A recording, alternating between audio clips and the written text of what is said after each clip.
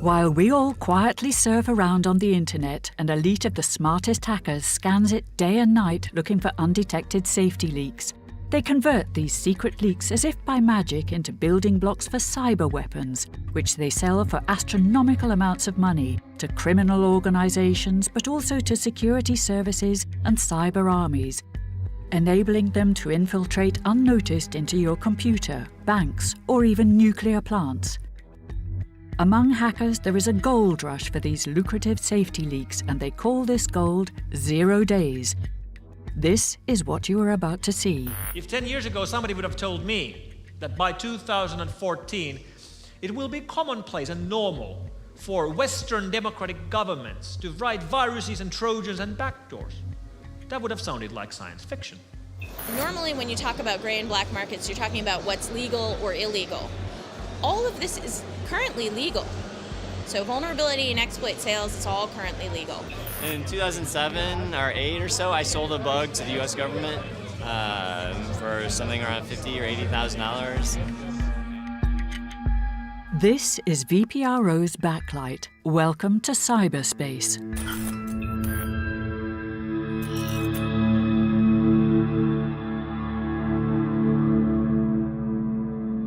For many years, we have admired cyberspace as a magical new world.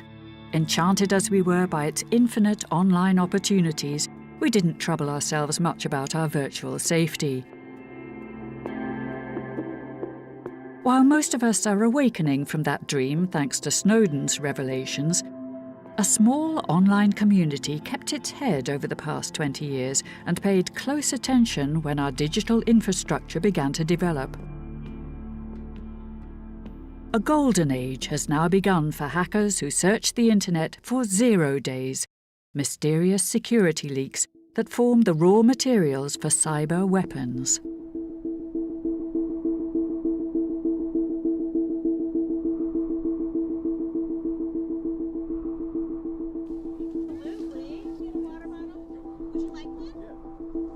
On the eve of the biggest hacking conference in the world, DEF CON in Las Vegas, hackers who enjoy shooting as a hobby meet in the desert. RSO, is it clear?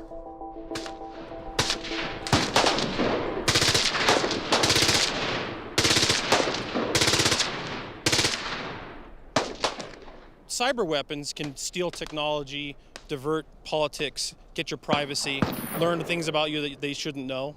Right now, as the Internet of Things, to use that term, gets more and more common, the reality of this kind of thing and computer security in general may invade into the physical world. So when we talk about smart cars or linked up cars that have drive-by-wire systems, braking systems, if they don't do it right, they don't segregate those systems or those things are linked in, the reality of guns being able to kill and cyber weapons being able to kill converge. And I think that we're getting closer and closer to that reality.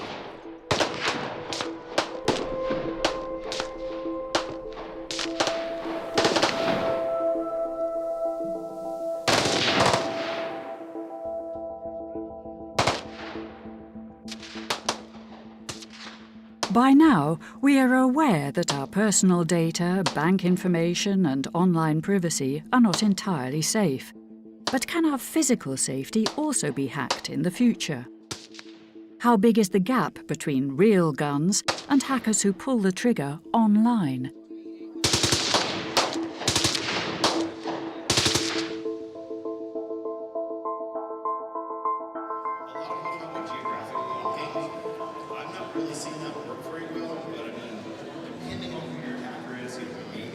Inside the hat, there's a Wi-Fi router, and if you can log on to the Wi-Fi router and load any web page, it gives you a scoreboard and a list of 40 usernames and password hashes. If you can crack any one of those, you can get on the scoreboard, and you can make the hat say anything that you want.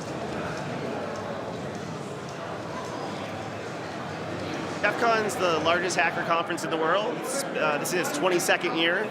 I think they're expecting 20,000 people this year.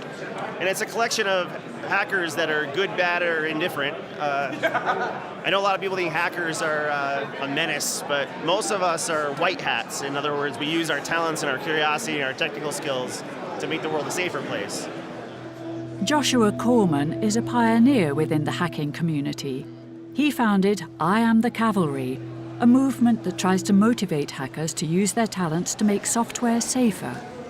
I think this culturally is an early bellwether of where society is going, because it's the mashup of fringe culture, technology, and society that show where we're having a bigger impact on geopolitics, on public policy, on safety and things like medical devices, our cars, our homes, our public infrastructure.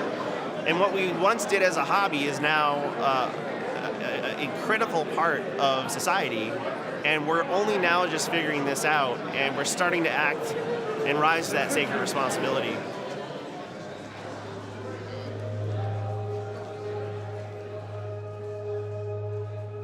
Hacking is a form of power, and this new form of power has been solely in the domain of the hacking community for quite some time. They were the early magicians, the early wizards, without really much motivation to use their talents politically or for anything.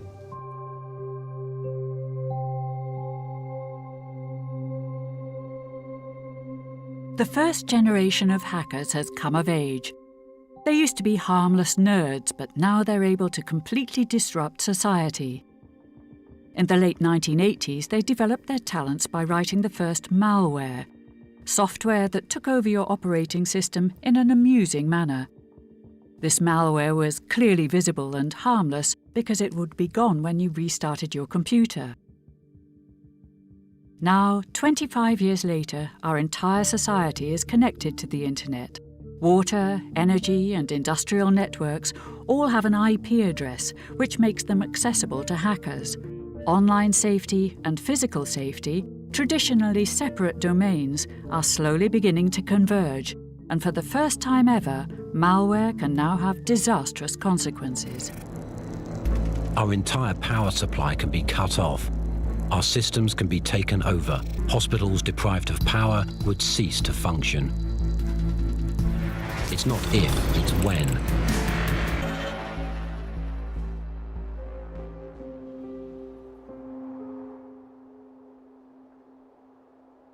Je merkt wel dat die digitalisering van die kritische infrastructuur, dat gaat ontzettend snel. En de vraag is of de mate van hoe we in staat zijn dat veilig te houden in ditzelfde tempo meegaat. Ronald Prince is a cryptographer sometimes described as the most powerful nerd in the Netherlands. His company, Fox IT, provides security for the sensitive information of large companies and encrypts the state secrets of the Dutch government. Het internet is nou gewoon ook de backbone van onze economie geworden, zo'n beetje in Nederland. Als het internet in Nederland niet werkt, dan stopt echt alles. Hè. Dan worden de winkels niet meer bevoorraad, dan zijn de snelwegen vol met files, want dan werken de snelheidssignaleringen niet meer op de weg en zo. En dat is afhankelijk van een paar hele cruciale knooppunten die we hebben. En die moeten vooral wel blijven draaien, want anders gaan er dingen mis. En mijn grootste angst is eigenlijk dat we niet eens doorhebben hoe relevant dat internet voor ons is in ons normale leven. We weten niet van welk stukje van het internet of welke browser of welk Windows-platform overal gebruikt wordt. En als ergens in die hele lange keten om te zorgen dat het blijft werken één zo'n schakeltje omvalt, ja, dan zitten heel veel dingen aan vast. En we kunnen geen grote kaart maken waar we dat netjes op kunnen aanwijzen. Van als dit misgaat, dan weet ik zeker dat dit ook misgaat. Niemand heeft dat totaal overzicht. Nee, en dat gaan we niet krijgen ook. En je ziet dus in die oude wereld zitten we heel erg van laten we proberen zo'n kaart te bouwen, APK erop en dan gaan we alles testen af en toe en dan zal het wel goed zijn. Terwijl het een heel dynamische omgeving is natuurlijk. Die kaart is geen moment hetzelfde. Je moet dus een hele andere structuur bouwen om... je moet ook niet naar absolute security misschien streven. Je moet naar weerbaarheid streven, waarbij je accepteert dat dingen misgaan. Je weet niet eens wat, maar dat dus geen grote keteneffecten zou moeten kunnen hebben.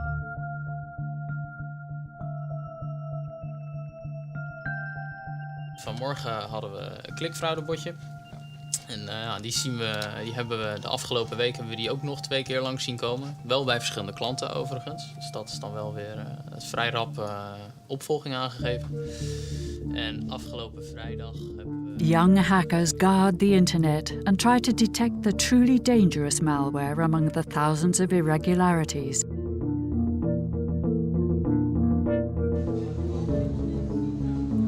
There is no perfect security. If I could provide you with 100% security, I would. But I can't, so I won. Mikko Hyppönen is a famous Finnish antivirus expert who travels all over the globe trying to combat malware. When I started analyzing viruses, it was all just kids writing them for fun. They weren't really getting anything out of it. It was just a challenge.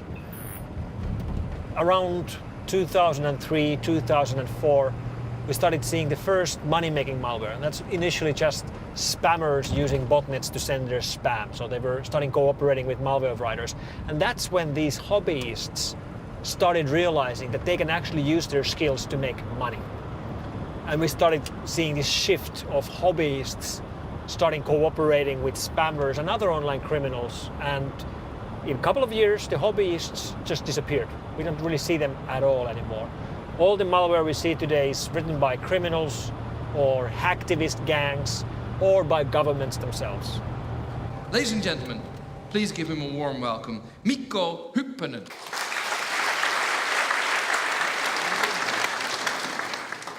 Thank you for being here today to speak about governments as malware authors. If 10 years ago somebody would have told me that Western democratic governments will create offensive malware and deploy it against other democratic Western-friendly governments, that would have sounded like science fiction. Yet that's exactly what's happening today. For example, UK intelligence launching offensive malware attacks against Belgian telcos, which happened.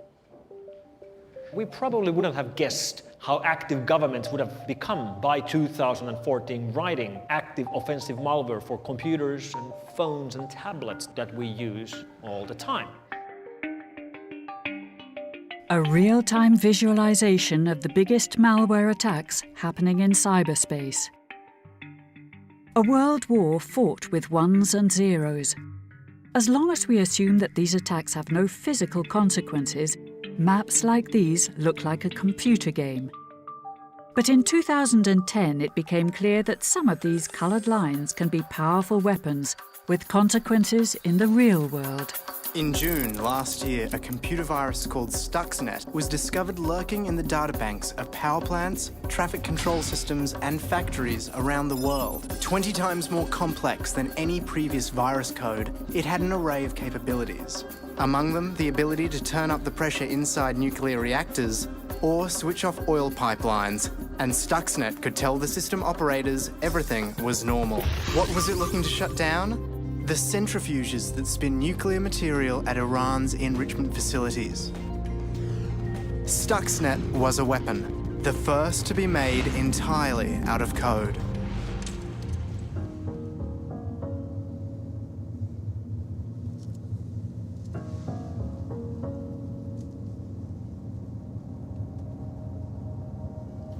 Een cyberwapen is een stukje malware, een stukje software, waarmee je kwaadaardig iets in een ander systeem kunt doen.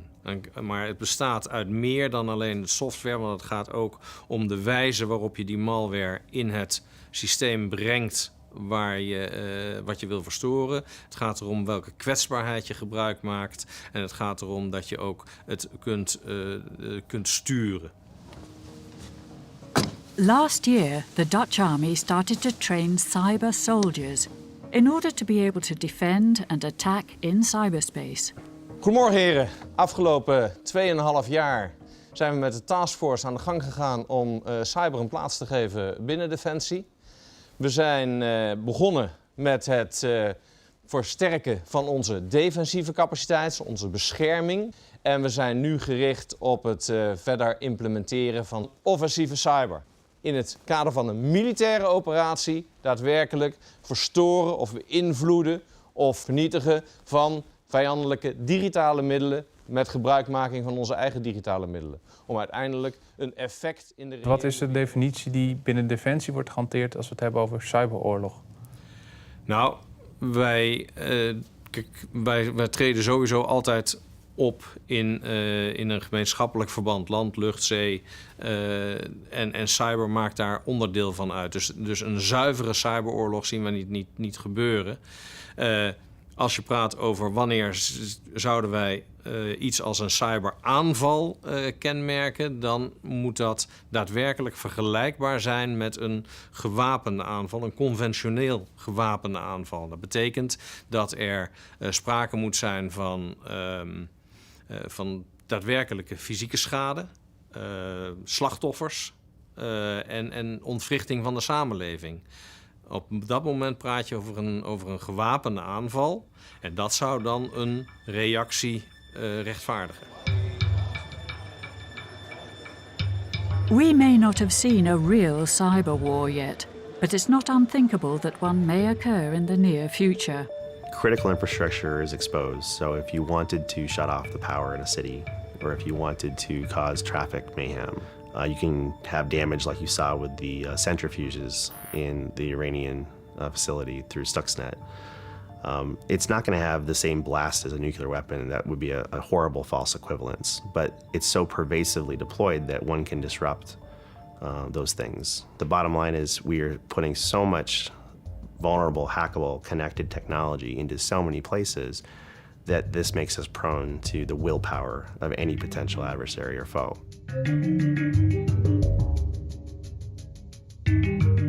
The nature of this domain, the nature of cyber, so to speak, is offense is really easy, and defense is really hard. So if you were in a sporting event where you could score a lot of goals, but you couldn't defend many goals, think, World Cup, but with a very high score, it's your biological prerogative, it's your imperative to get really, really good at scoring goals.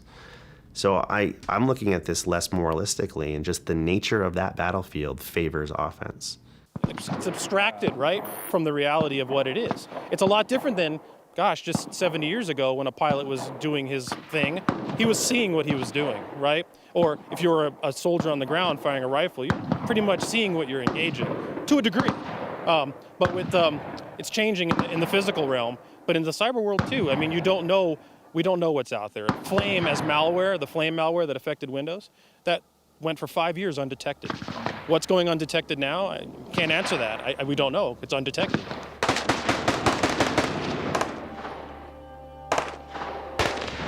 Cyberspace is like the Wild West, with malware roaming around undetected. This invisible evil can damage our computers undisturbed because they are full of security leaks.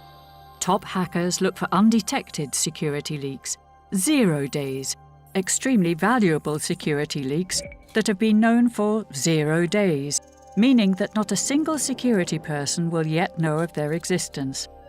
Hackers can exploit 0 days as if they were digital pass keys, giving them access to your computer or your bank or even to a nuclear power station without anyone noticing. Once inside, they can install any malware they like without alerting the system. It is estimated that Stuxnet, the attack on Iranian nuclear centrifuges, used as many as 20 zero-day exploits.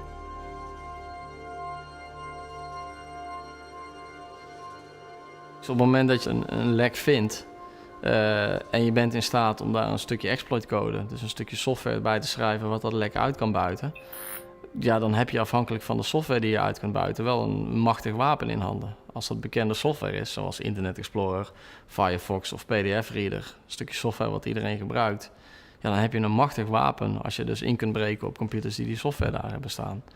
En er wordt door verschillende hackers ook heel verschillend gedacht over hoe je met dat soort informatie om moet gaan. Moet je dat soort informatie meteen wereldkundig maken, zodat iedereen weet dat het bestaat? Of moet je eerst de fabrikant inlichten, zodat hij de kans krijgt om het te fixen? Of moet je voor je eigen gewin gaan en dus een stukje exploitcode verkopen aan degene die dat willen kopen? Je hebt een heleboel hackers die daar heel verschillend mee omgaan. Back in the beginning, security researchers could only ever expect, an acknowledgement or credit from the vendor for finding a vulnerability and reporting it to them and letting the vendor fix it. And that credit actually was a form of currency. That recognition was something that security researchers could use to leverage to build a career and get money that way. And then it became replaced by direct monetary compensation for bugs. We know that software is always going to have vulnerabilities. As long as humans write code, there will be flaws in code. So when I look at the vulnerability and exploit market, I look at it in terms of white, gray, and black market. And normally when you talk about gray and black markets, you're talking about what's legal or illegal. All of this is currently legal. So vulnerability and exploit sales is all currently legal. So white market, they buy vulnerabilities in order to use them for defensive purposes. Typically, it's either the vendor themselves paying for it or a broker who will share it with the vendor at no cost to try and get it fixed, to try and protect people. That's white market, and the prices are typically lower, than the other two markets. Gray market can be mixed use. So some of the stuff is sold as vulnerability information services. Some of the stuff is sold as, ready-made exploit kits, what we call weaponized exploits, right? And those are obviously going to be used for attack. And then the black market, solely for offensive purposes. And those pay the highest prices. You guys want to talk about exploit sales? No. Let's kick it up. Let's kick it up with exploit sales, man. Why, you want to buy some? Yeah, where do I buy some, man? Let's start with that. Like, where do you buy some exploits, man? eBay. eBay? No, I'm actually not going to talk about exploit sales at all. So. Why not? Because we lack an idiot. White, gray, black, that's all here in the same room? Oh, absolutely. Hacker Katie Mousouris is an important player on the white market for zero-day exploits. She works for HackerOne, where white hat hackers can register their exploits in exchange for prize money, so-called bug bounties, which have lately risen to serious amounts of money. Internet companies hope thus to keep white hat hackers on the straight and narrow, making the internet safer.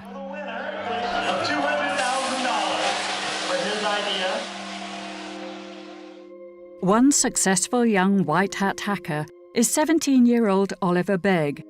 He made thousands of dollars by finding 0 days for Yahoo. Oliver also hacks Dutch banks with some regularity, and he hacked the Dutch tax office. Ik denk uit interesse voor gewoon computers. En toen programmeren. En vanuit programmeren ook lekker vind in code. En daar, ja, zo is het begonnen. En hoe heb je het programmeren geleerd?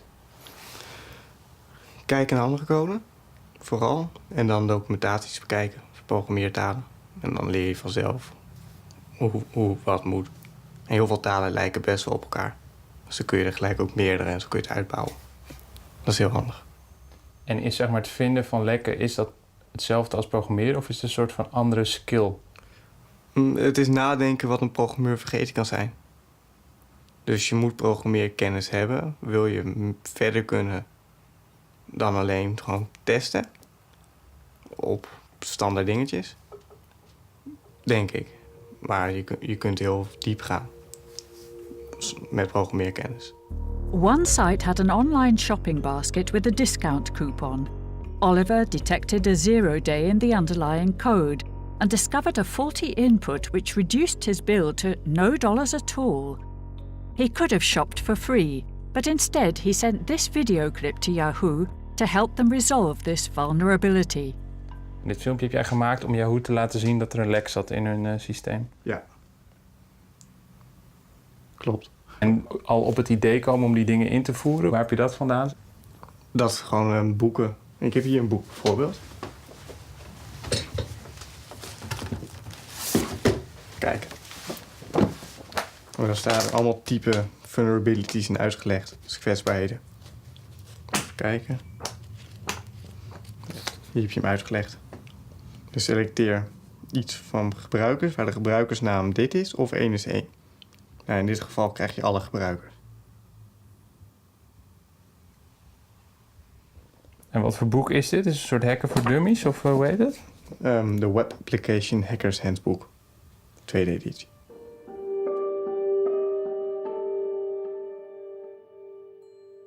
Oliver finds 0 days in big websites.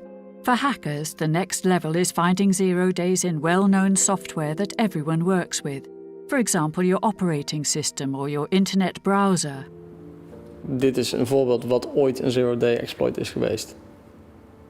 En wat we in het grijs zien, dat is de kern van de exploit. Dat is de zogenaamde payload wat hier in het grijs staat. En de payload is datgene wat uiteindelijk uitgevoerd wordt op het moment dat ik de controle over Internet Explorer over heb genomen. Als je dus echt inderdaad de analogie met een analoog wapen wil gaan maken, met een offline wapen zeg maar, dan zou dit inderdaad de lading zijn, de kernkop van het wapen. Ik kan je stap voor stap meenemen hier, maar dan moet ik een dag lang college geven. En dan nog denk ik dat je niet alles snapt.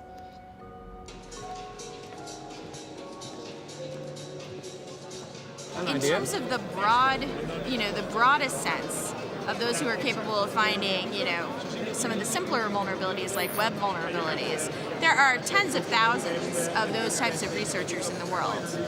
But the researchers who can bypass platform-wide shields, there are probably about 1,000 individuals worldwide who know how to do that kind of thing on modern operating systems and software. Of that 1,000, there's less than half who are willing or capable of working alongside the good guys and the vendors and the defenders. So it's a very thin market, when you're trying to attract those types of researchers to either work for you or, in the case of white market bug bounty programs, if you're trying to attract them to sell their vulnerabilities and exploit techniques to you. There is a worldwide elite of an estimated 1,000 hackers that may be white hat or black hat. They mingle once a year in Las Vegas at parties sponsored by large internet companies. This is where we meet a former cryptographer of the American Intelligence Service, NSA. He hacked the first iPhone and MacBook Air. Charlie Miller. He's an authority when it comes to zero-day exploits. If I can make your computer send me an email with all your photos, I've won. You can't argue that I didn't do it, right? So that's what I think is fun about it, is there's no gray. I've either hacked you or I haven't. And if I can do it, I can prove it to you, and then you have to listen to me. And so that's one of the reasons I like about it. But it's not as exciting as you would think, because it takes maybe a month of work. And you're always getting closer and closer and closer, and at some point you know you're gonna win. You know you're gonna succeed. It's just a matter of time. And so when that comes, you're happy to be done, but you knew it was coming, so it's not oh my God, it's not like TV where okay, I'm in. That's not how hacking works. Hacking is days and weeks of effort, and then eventually it all adds up and you get in. There's lots of ways to find vulnerabilities in software. The easiest way, and the way I prefer, is called fuzzing. And what that means is you just send lots and lots of inputs into a program, and the program should say things like, oh, that's invalid, right? So you're sending invalid inputs, and it says that's invalid, or I can't deal with that, or whatever. What it shouldn't do is just fall over dead. But if you send a lot of inputs into it, sometimes it'll fall over dead. And maybe that only happens 1 in a million times, which is very rare. But if you're sending 100 million inputs, it happens quite a bit.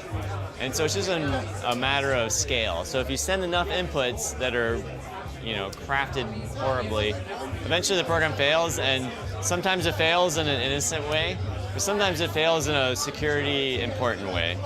And so you have to just buzz for a long time, days, weeks, months, whatever. You just have a bunch of computers running, and you wake up every day and you look at them and you're like, hey, look, nothing happened, right? But every once in a while you're like, oh my God, look what it found.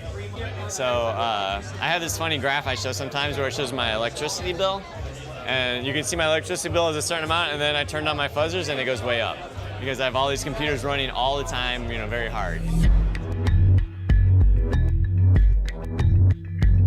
There's a huge demand for hackers capable of finding complex zero days.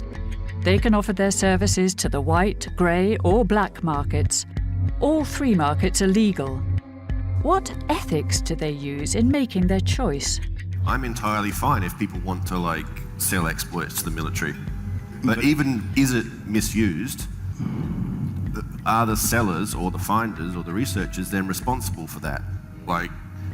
We sold it, but if you use it in violation of international law, or if you use it in violation of moral principle, how is that suddenly my fault?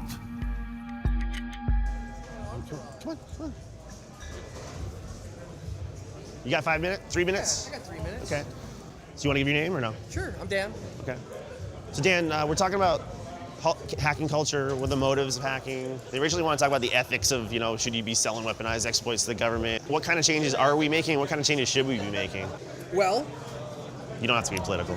No, it's a scale game, right? Because on one side you say, if I have an O-Day, I can sell this O-Day for $500,000, or I can sell it for $1 million. When you're dealing with those sums of money, people's motives change. Because if I told you, I want you to crack into the NSA for me, here's $5, you'd say, you're retarded, go away. If I said, I want you to crack into the NSA, I have a dump truck full of gold for you, you might reconsider. A dump truck full of gold, I could probably get away with a lot of things if I had a dump truck full of gold. So things get gray very quick when you take the amount of money that people are passing back and forth into consideration. People are going to sell bugs. It doesn't matter how many people you hate for doing it or if you decide they're all evil, you're not going to stop them by thinking they're evil. So in the same way that people will sell arms and people will kill each other as long as they want to kill each other, bugs are going to exist. People are going to sell bugs. I mean, the way I sometimes describe the community is this is the community of people who would very willingly research nuclear fission knowing that they're going to produce the nuclear bomb because they know that fission is cool for totally other reasons. And they very much come to terms with that side of things, I suppose.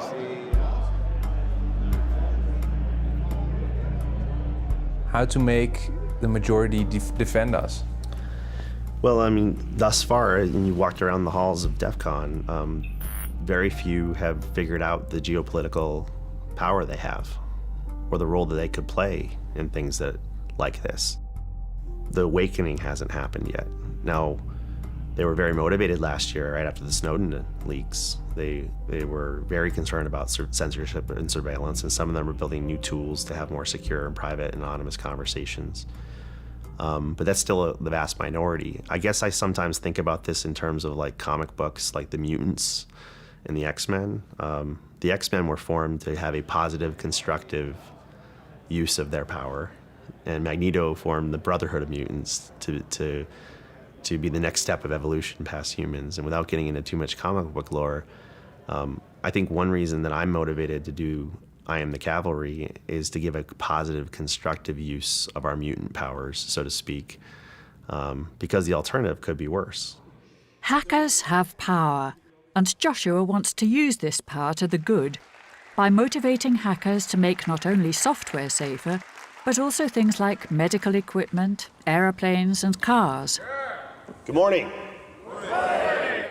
So really what's stuck in it with us and really works in the Beltway and with policymakers and the general public is the simple truth, the immutable truth, that our dependence on technology is growing faster than our ability to secure it.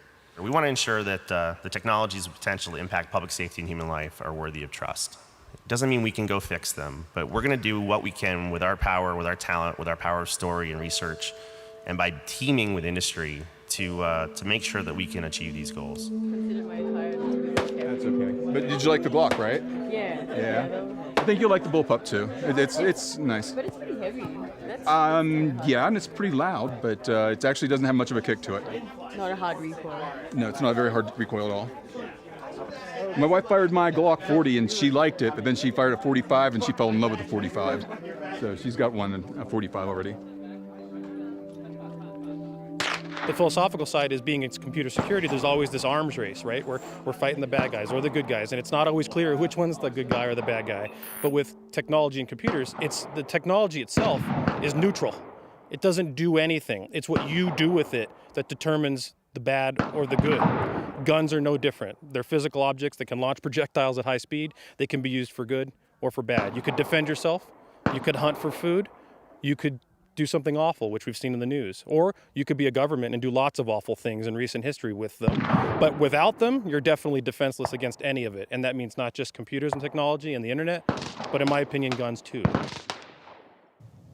Beschikt Nederland over een cyberwapenarsenaal? Hebben wij cyberwapens op de plank? Nou, nee, er is niet een cyberwapenarsenaal wat landen hebben.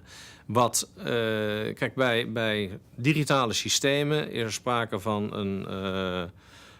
een hoeveelheid software, een hoeveelheid eentjes en nulletjes. En in die eentjes en nulletjes, in die software, daar zitten kwetsbaarheden in. Op een of andere manier is die beveiliging niet in orde. Als jij daar gebruik van wil maken, dan zul je dus informatie moeten hebben over wat dat systeem is dat je wil aanvallen. Ja, maar is het zo, want we hebben het dan over de term zero days, toch? Je hebt die zero days te lekken. Zero days zijn kwetsbaarheden die wel ontdekt zijn, maar nog niet verholpen zijn. Dus dat zou de eerste stap zijn naar cyberwapen? Ja. Beschikt Nederland over dat soort zero days? Daar doe ik verder geen uitspraak over. En is dat omdat... Ja, want van andere landen is bekend, of daar lezen wij nu veel over, dat ze daarover beschikken. En ook dat er een handel is in zero days. Maar ze zijn nodig voor zero days. Als jij een systeem wil aanvallen waarvan je de inlichtingen hebt dat er geen bekende kwetsbaarheden zijn, dan zul je dus gebruik moeten maken van een onbekende kwetsbaarheid. En dat zijn zogenaamde zero days. Maar zero days, hebben ook maar een beperkte levensduur. Want op enig moment wordt dat systeem gepatcht, wordt het systeem geüpdate en dan heb je dat niet meer ter beschikking. Nee, maar dus wel zeer waarschijnlijk dat Nederland daar wel beschikking over heeft. Of althans wil onze defensie kunnen... Wil je op bepaalde systemen kunnen aanvallen, dan zul je van onbekende kwetsbaarheden gebruik moeten maken. Ja. Zero days are controversial building blocks used by ministries of defense and intelligence services to install monitoring software and build cyber weapons. There is a curious paradox in cyberspace. For a safer world, security leaks are used that keep our software unsafe. So one thing the governmental malware writing has created a market for vulnerabilities and exploits and zero days, because the governmental attackers need a way to jump from the net to the target systems. And since they are unable to create enough exploits by themselves, they are outsourcing that exploit development to other parties, third parties, including defense contractors, but also these small boutique companies that do nothing else than create vulnerabilities or find vulnerabilities and create exploits for them, weaponize those exploits, and then sell them to different governments. How big is this industry? Nobody knows for sure how big it is. It's clearly in the tens of millions globally every year. We know that just by looking at their price lists, some of which we have. This is an exploit subscription service where they guarantee to you at least 25 zero days a year at the price of $2.5 million. That's a good deal, I'm sure.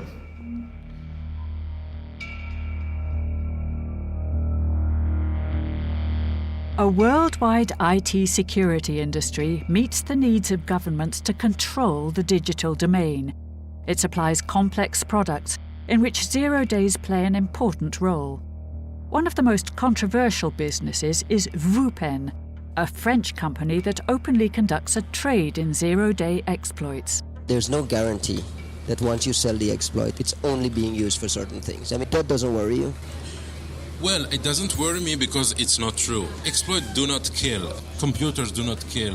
If a repressive regime wants to kill people, they have old school methods, so they don't need zero-day exploits. So I worked for the NSA for 5 years, back 2000, 2005, and even though I really have no idea what's going on there anymore, I can't really talk about governments and exploits and that sort of thing. Okay. You signed for that, or... What's that? You signed for that, not talking about that. Or well, not specifically that, but I can't talk about anything that has even closely related to what I did when I worked at the NSA. Yeah, okay. But have you sold to government or to... What's that? Have you sold to government? Yes. In 2007 or 8 or so, I sold a bug to the U.S. government for something around $50,000 or $80,000. And I wrote a paper about it because I thought, like, now everyone kind of knows that happens, but at the time no one talked about it. And so for me, I thought it was important to sort of get it out in the open that, like, hey, there's this issue where, like, people are finding bugs and selling them and making money, but they're not getting fixed. And so I wanted to at least get that out there. So I wrote this paper about it and talked all about all the processes I went through and with the bug and, like, how it didn't get fixed for a long time and all this kind of stuff. What is your opinion then on companies being regarded as controversial, like VPRO, Endgame, all in that market? How do you have an ethical standpoint about that, or you just? Not really. I mean, I think if we want to put VPN out of business, what we need to do is make secure software, right? If they can't hack our stuff, they can't sell anything. And so VPN is a distraction. Don't worry about them. They're going to do their thing. But if we do our job, writing secure software, we'll put them out of business just naturally. So let's focus on that. One simple solution for all online threats would be to manufacture truly safe software.